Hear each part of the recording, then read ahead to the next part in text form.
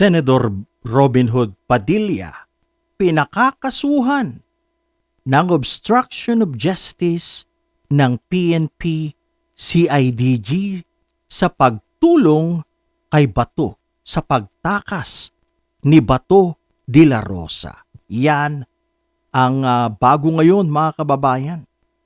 Kaya itong si Senador Binoy ay may kalalagyan ito. Mabigat ang ginawa niyang kasalanan sa mga EJK victims. Imbis na mapapanagot sana itong dating hepe ng PNP. Pero wala, nakatakas, mga kababayan. At ang dapat sisihin dito ay walang iba, kundi itong si Senador Binoy Padilla, mga kababayan. O kung tawagin o mas kilala sa tawag na Boy Labuyong Sili. Yan. Alright. At alam nyo bang napakababaw ang kanyang rason na umangkas lang daw sa kanya si Bato de la Rosa. Abay, sabi niya, hindi ko matanggihan. Kaya, well, dinala niya somewhere at inihulog na lang niya daw somewhere. Ibinaba somewhere. Malaking kalokohan ito, mga kababayan. Kalokohan ni Senador Robin Hood Padilla, mga kababayan.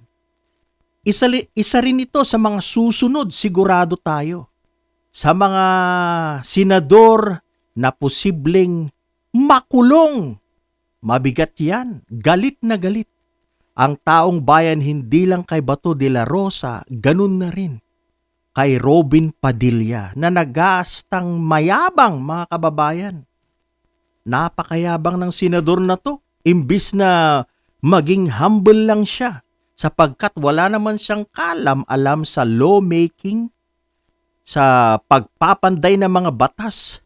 Wala namang malaking kontribusyon kundi manguyakoy lang at mamulutan ng mani sa loob ng Senado. Aba, imbis na humble, napakayabang, mga kababayan. Feeling matalino ang isang boy labuyo, mga kababayan. Kaya good news ito. Good news na siya'y kakasuhan ng obstruction of justice. Mga kababayan, deserve po niya ito. Deserve niyang makasuhan sa kanyang ginawang kasalanan sa taong bayan. Iyan lang po, mga kababayan.